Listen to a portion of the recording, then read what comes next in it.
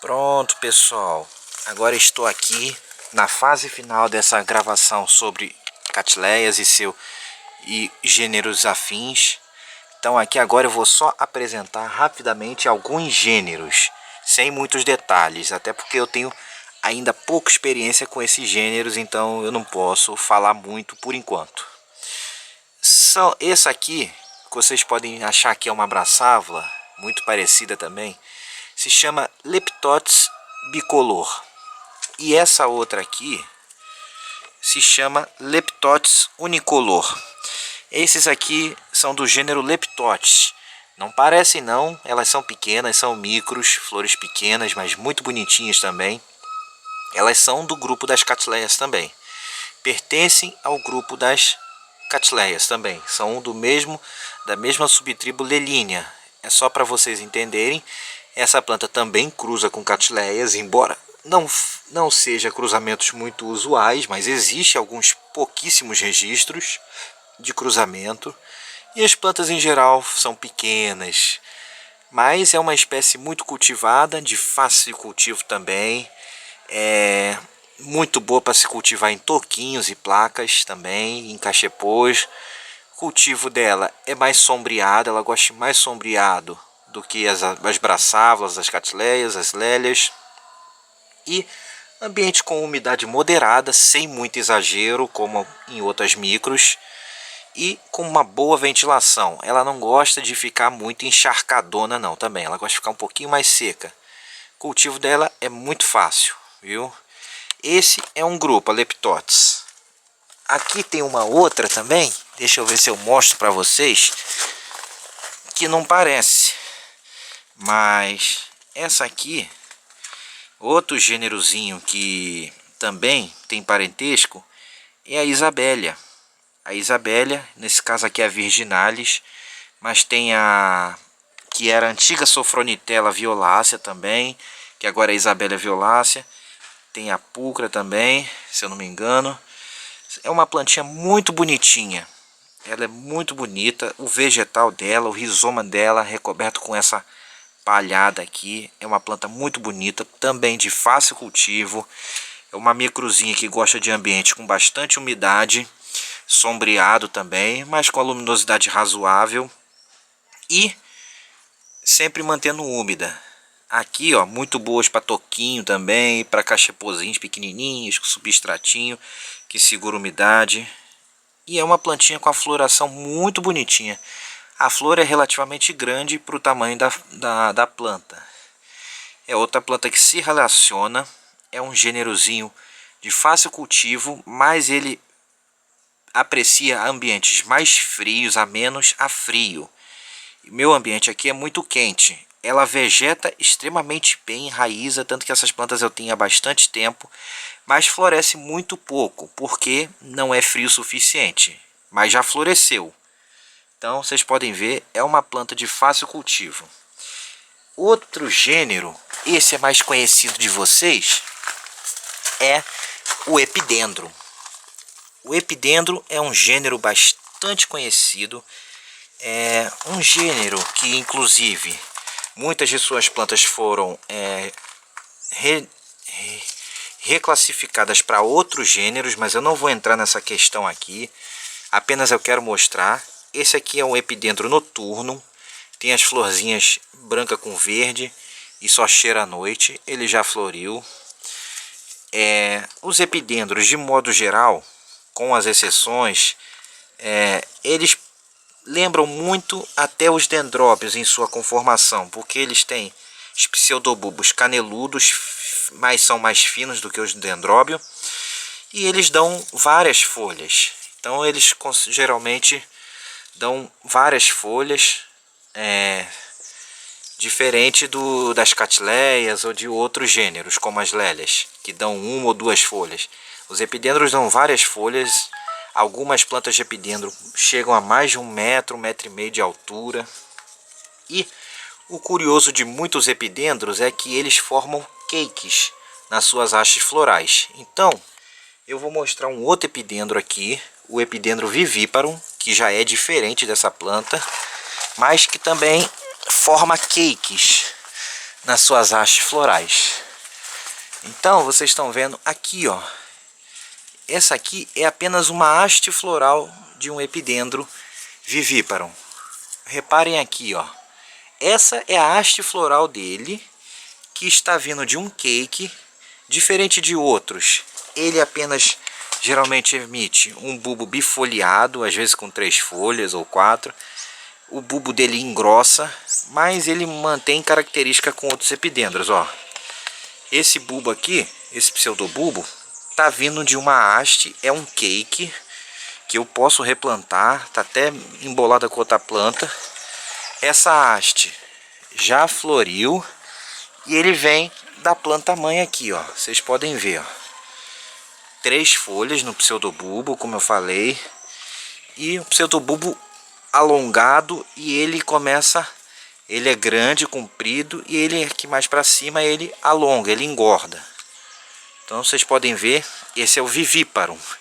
Tem um grupo de epidendros que possuem flores muito parecidas, o vivíparo, noturno, são florezinhas branquinha com verde, sem cor definida, e hastes compridas. Geralmente ele, no caso dele também, cheiram à noite esses epidendros, porque tem flores sem coloridas, são polinizadas por polinizadores noturnos, e também plantas de fácil cultivo. Mas agora eu vou mostrar epidendros mais clássicos. Vamos lá então? Pronto, pessoal. Agora aqui, ó, como eu falei, ó, pseudobulbos bem compridos. Vocês podem ver, lembram dendróbio. Esse é um epidendro, não lembro, não sei se é o cinabarino ou se é outro. Ele já é um epidendro mais clássico, estão sem flores agora. Aqui tem um outro híbrido também, ó, vocês podem ver. Esse daqui. E eles também, eles emitem cakes em suas hastes. Meus epidendros agora não estão muito bonitos, tá cheio de mato. Eu preciso remover o mato, mas alguns estão floridos. Como vocês podem ver, ó, aqui tem um fugens florido. Nesse grupo de epidendros coloridos, em geral, essas plantas aceitam sol. Nesse grupo de epidendros coloridos, aceitam sol e podem ser plantadas como terrestres muitas vezes, mas sempre com o substrato bem drenado, bem soltinho. Então a câmera não está ajudando muito, né? Deveria focar, mas esse é o fugens. E desse grupo de epidendros, espécies híbridos, eles têm de tudo quanto é cor, são muito bonitos. E como o outro, ó, emite haste comprida e emite cakes, que a gente pode destacar quando já estão enraizados, como esse aqui, e plantar em novos recipientes. Eles podem inclusive ser plantados em jardim. Os meus, como eu falei, estão meio feiosos, agora estão bem feiosos, estão cheios de mato. Eu vou limpar esse mato em breve. Eu não tive tempo para cuidar das plantas aqui, então o mato está um pouco grande. Mas logo logo eu vou cuidar desse mato aqui, porque eu não quero perder meus epidendros. E por serem plantas muito rústicas, exigem muito pouco cuidado. Essa é uma vantagem dos epidendros, pessoal. Epidendros, de modo geral, boa parte das espécies, mas não todas, claro, tem espécies de epidendro muito enjoadas de cultivo, enquanto outras são extremamente fáceis. Como vocês podem ver, que quase não exige cuidado, aguentam maltrato e tudo. Eles são plantas muito rústicas, principalmente esses que não exige cuidado. Então são plantas que exigem pouco cuidado, aguentam muita luz, aguentam sol pleno, e ficam muito bonito num canteiro, no jardim, em jardineiras, em vasos grandes, enfim. São plantas bem interessantes, bem versáteis. Então esses são os epidendros, mas como eu falei, existem epidendros que não são para sol, que são chatos de cultivar. Então quando você for adquirir epidendros, sempre tente conseguir identificado e perguntar para quem te vendeu, para quem te deu e tudo, como é que é o cultivo dessa planta, ok? Eu tenho, por exemplo, aqui epidendro bem chato de cultivo, que é o Scomburgium, que está na bancada lá no fundo. É um epidendro amazônico muito bonito, laranja, grande, só que extremamente enjoado de cultivar. Ele, qualquer mudancinha, ele sente, ele morre. É uma planta linda Se eu conseguir fazer ele florir, eu vou mostrar para vocês. Mas é uma planta bastante enjoadinha de cultivar. Já esses aqui, ó, estão bem maltratados, pedindo replante e estão aqui firme e forte. E é isso aí, pessoal. Ok? Então, esses são alguns gêneros. Agora eu vou terminar com a Sophronites. Vamos lá, então. Pronto, pessoal. Vou fechar agora aqui com as Sophronites. Ok?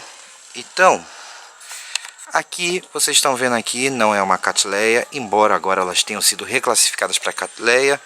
Só que aqui, por questões de cultivo, eu vou manter a nomenclatura antiga para facilitar vocês.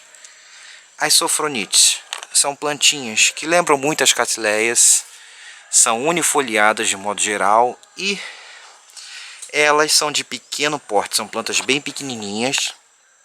E o diferencial é que as suas flores são em geral vermelhas ou alaranjadas, mas existem variedades dela de cor amarela, que são raras e caras.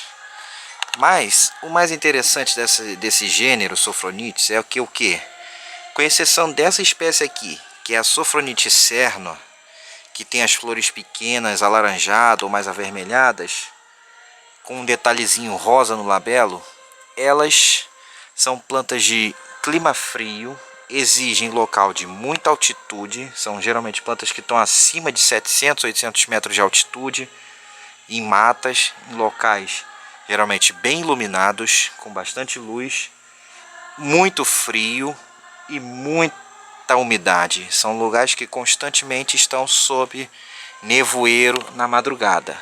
Então é uma planta que exige esse clima com muito nevoeiro, muita neblina, muita umidade, muito frio, bastante luminosidade, sempre muito úmido. E, em geral, elas são cultivadas em toquinhos, mais em toquinhos do que em vasos. E elas têm baixa adaptabilidade a locais de clima quente, com exceção da Sophronites cerna, que pode ocorrer até no nível do mar. Essa é a exceção.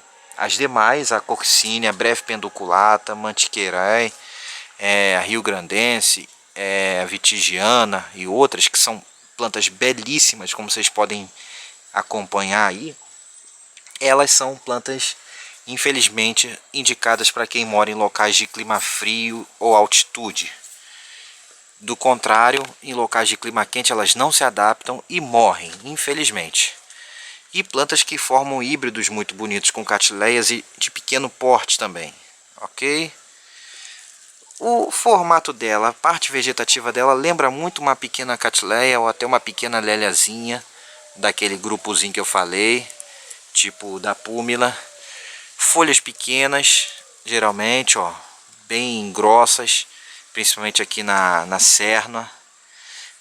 Gosta de bastante luz e de bastante umidade, mas não gosta de ficar com a raiz encharcada, né, no substrato abafado. Então elas vão muito bem aqui nos toquinhos.